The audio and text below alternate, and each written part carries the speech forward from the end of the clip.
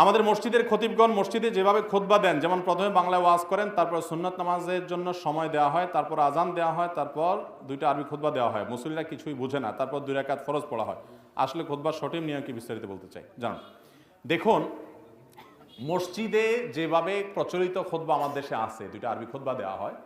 সারা পৃথিবীতে, ভালো করে শুনে রাখেন, সারা পৃথিবীতে কোনো দেশের একজন আলেমও নাই যিনি বলেন বা বলেছেন বা ফতোয়া দিয়েছেন যে এইভাবে খুতবা দিলে খুতবা হবে না, নামাজ হবে না, বা ভুল হবে, বা অন্যায় হবে, বা সুন্নাহর খেলাফ হবে, এরকম কথা বলেছেন এমন কোনো আলেম আমার জানা মতে নাই।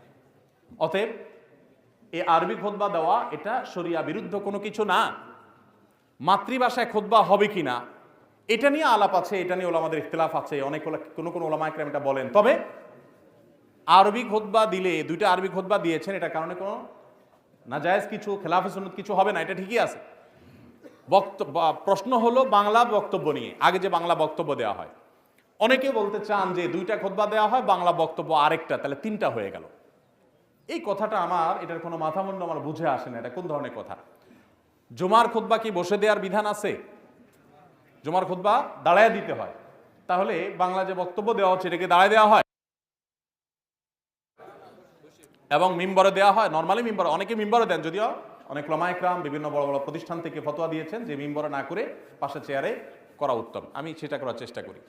তো বাংলায় বক্তব্য দিলে সেটা খুতবা হিসাবে গণ্য করার কোনো সুযোগ নাই, বরং ওইটা হলো মুসল্লি অনেক আগে থেকে যারা চলে আসছেন তাদেরকে, উপস্থিত মানুষদেরকে উপস্থিত নাসিহা করা। এটাকে মসজিদের মধ্যে হালাকা হয়ে গ্রুপ গ্রুপ হয়ে বসবে কিয়ামতের আগে, অনেকগুলো হাদিস আছে, ওইটারকে এনে এখানে ফিট করে অনেকে। এটা একেবারেই অনুচিত কাজ এবং হাদিসের অযথাযথ ব্যবহার আমার মনে হয়। আল্লাহু আলাম। পাঞ্জাবি পায়জামা ব্যতীত শার্ট প্যান্ট পরে নামাজ পড়লে নামাজ আদায় হবে কিনা? নামাজ হয়ে যাবে, শার্ট প্যান্ট পরে নামাজ পড়লে নামাজ হয়ে যাবে। তবে মনে রাখতে হবে, নামাজের জন্য এমন পোশাক পরতে হবে যেই পোশাক পরে আপনি গুরুত্বপূর্ণ কোনো জায়গায় যান।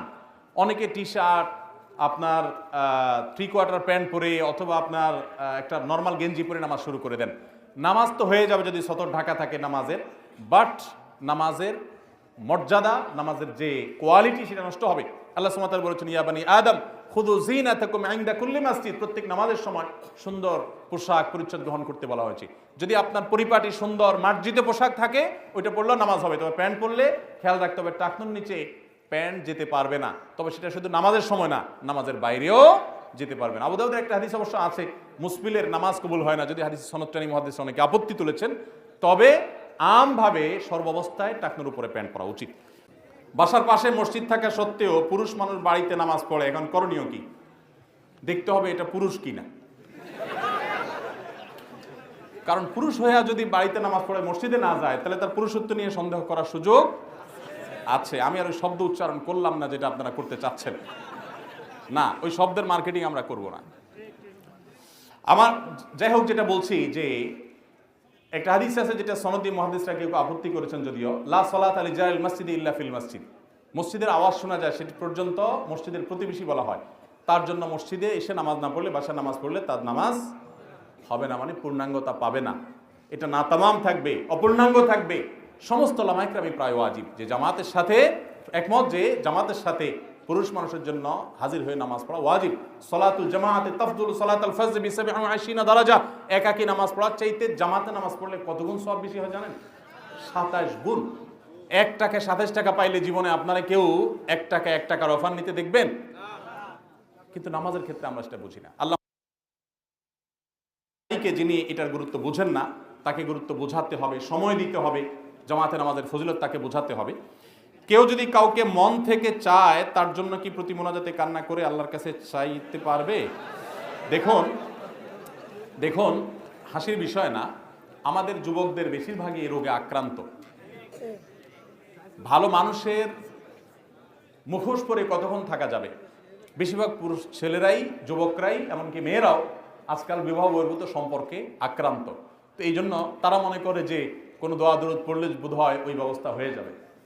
দেখুন, প্রথম কথা হলো যে সুনির্দিষ্ট কাউকে বিয়ের জন্য আল্লাহর কাছে দোয়া করে, এটা শুধু বিয়ে না, দুনিয়ার ক্ষেত্রেও সুনির্দিষ্ট কোনো কিছু চেয়ে, আল্লাহ অমুক বাড়িটা আমার পছন্দ হয়েছে, আল্লাহ এটা আমারে মালিক বানায় দাও, আমার আর কিছু লাগবে না। এই টাইপের দোয়া অনেকে করে না। অনেক যুবক আছে বেকার, চাকরি বাকরি হয় না, দোয়া করে আল্লাহ, অনেকে তো অনেক কিছু চায়, আমার বেশি কিছু না আল্লাহ, লাখ 5 টাকা চলবে, একটা হুন্ডা কিনবো, একটা ছোট্ট আমির কিছু চাই না তোমার কাছে। এটা দোয়ার আদবের খেলাফ। এরকম নির্দিষ্ট করে আল্লাহর কাছে চাওয়াটা দোয়ার আদবের এই জাতীয় বিষয়গুলোতে বিশেষ করে। কারণ আপনি আল্লাহ তাআলার কাছে চাইবেন শান্তি। আল্লাহ শান্তি কি 5 লাখ টাকা দিবা, না 5 কোটি টাকা দিয়ে দিবা, না 500 টাকা দিবা, তুমি জানো। আমি তোমার কাছে সাল্লামের এত দোয়া, প্রতিটা পদে পদে তিনি দোয়া করতেন, কিন্তু একটা দোয়াও আজ পর্যন্ত আমি অন্তত পাই নাই যে দোয়া তিনি তো আল্লাহর কাছে পেশ করেছেন, আল্লাহুম্মা ইন্নী আসআলুকা কাসরাতাল আমওয়ালি ওয়াল আরাদি। আল্লাহ তোমার কাছে অনেক টাকা পয়সা, অনেক জমি জমা চাই, এরকম দোয়া নবী সাল্লাল্লাহু আলাইহি ওয়াসাল্লাম। তাহলে উনি কি দুনিয়া চান নাই আল্লাহর কাছে? কিভাবে চাইছেন? রব্বানা আতিনা ফিদ দুনিয়া হাসানাহ। আল্লাহ দুনিয়াতে আপনার কাছে কল্যাণ চাই। কল্যাণ কি 5 লাখ গ্রামের বাড়িতে হবে, মোটরসাইকেল হবে, না উড়োজাহাজে হবে? আমি কল্যাণ চাই। আল্লাহুম্মা ইন্নী আসআলুকাল আফিয়া। আল্লাহ আপনার কাছে আফিয়া চাই, সুখ চাই, সমৃদ্ধি চাই। সেটা আপনি কিভাবে দেবেন আপনি জানেন। যদি আপনি এবার ঠিক করে দেন আল্লাহ তুমি 5 লাখ দিলে হবে, তো এটা হলো জাহালত, এটা হলো অজ্ঞানতা আল্লাহর সম্পর্কে। অতএব দোয়া সঠিকভাবে করতে হবে। নির্দিষ্ট কাউকে যদি আপনার মনে হয় দিনদারিতার কারণে যে সে বা তার পরিবার দিনদার, তাদের হলে ভালো হয়, তাহলে দোয়া করেন আল্লাহ যদি কল্যাণ হয় আপনি সহজ করে দেন, অকল্যাণ হলে আপনি দূর করে দেন। এটা হলো দোয়ার আদব। আমার পক্ষ হতে একটা বাণী হইল পৌঁছায়া দাও। এখানে মহিলাদের করণীয়গুলো বিস্তারিত বললে উপকৃত হবে। মহিলারাও দাওয়াতের কাজ করবেন, ইসলাম প্রচারের কাজ করবেন সন্দেহাতীতভাবে। আল্লাহ সুবহানাহু ওয়া তাআলা কোরআনে কারিমে বলেছেন, আল মুমিনুনা ওয়াল মুমিনাত বা'দুহুম আউলিয়াউ বা'দ ইয়া'মুরুনা বিল মা'রুফ ওয়া ইয়ানহাউনা আনিল মুনকার। ঈমানদার নারী পুরুষ একে অন্যের পরিপূরক, তারা উভয়ে সৎ কাজের আদেশ এবং অসৎ কাজের বাধা প্রদান করবে। উভয়ের মেয়েদের জন্য দাওয়াতি কাজের জন্য অনেকগুলো শর্ত আছে এক্সট্রা, তারা মেয়ে হওয়ার কারণে।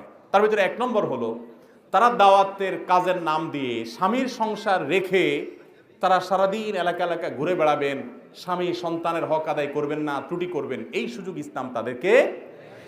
পুরুষদের জন্য যেরকম দাওয়াত যে লেভেলে দাওয়াতের কর্তব্য পুরুষদের উপরে বর্তায়, ওই লেভেলের ওই স্তরের কর্তব্য স্ত্রীদের উপরে মহিলাদের উপরে বর্তায় না। তারা যদি নিজেদের অঙ্গনে থেকে অন্য একজন মহিলাকে বাসায় আনলেন, তালিম করলেন, অথবা আশেপাশে কোনো বাসায় গিয়ে তালিম করলেন, সেখানে যদি যেতে আসতে কোনো ফিতনার আশঙ্কা না থাকে, ওই জায়গায় যদি কোনো ফিতনার আশঙ্কা না থাকে, বহু যদির পর বহু শর্তের পর সেটা জায়েজ হতে পারে। আজকাল অনেক জায়গায় মহিলা তালিম হয়, আমি জানি অনেক জায়গায়, যে সেখানে কোনো ওলামা ইকরামের তত্ত্বাবধান নাই, ওলামাদের কোনো সংস্পর্শ নাই, পরামর্শ নাই, রীতিমতো সেটা একটা ফিতনায় পতিত হওয়ার উপক্রম। মেয়েদের ব্যাপারটা অত্যন্ত সংবেদনশীল, ইসলাম সেটাকে অত্যন্ত স্পর্শকাতরতার সাথে দেখে এবং খুবই সংবেদনশীলতার সাথে ডিল করার কথা বলে। এজন্য কোনো অবস্থাতে এটা লাগামহীনভাবে করা জায়েজ নাই, শরিয়ার সীমানার মধ্যে থেকেই করতে হবে। অনেক মেয়েরা এখনো আমাদের দেশে এক জেলা থেকে আরেক জেলায় তারা তবলিগে যায়, নিজের স্বামী ছাড়া, মাহারাম ছাড়া। আছে না এগুলো এখনো? এগুলো ইসলাম না, এগুলো অনাচার। দাওয়াতের কাজ তাদের করতে হবে, সেটা শরিয়ার সীমানার মধ্যে থেকে। দাওয়াতের কাজের নাম দিয়ে অনেক মহিলা মোবাইলে দাওয়াতের কাজ করতে, স্বামীর হক আদায়ের খবর নেই। আমার কাছে এমন স্বামী অভিযোগ করছেন যে ভাই আমার বউ সারাদিন সে মোবাইলে দেখি দাওয়াতি কাজ করে, তারে আমি ডাইকাও ভাগে পাই না, এমন অবস্থা। কোনো কথা তাকে শুনাইতে পারি না, কিছু চাইলো তাকে ডাইকা চান্স পাই না, সে বলে সিরিয়ালে থাকো আমার দাওয়াতি কাজ আছে। তাই আল্লাহর বান্দা ইসলাম ভালো করে বুঝেন নাই, তাদের এগুলো ঠিকঠাক রেখে অতিরিক্ত সময় তারা দাওয়াতি কাজ করবেন, তাও পর্দার সাথে। আস-সুন্নাহ ফাউন্ডেশন, উম্মার স্বার্থে সুন্নাহর সাথে।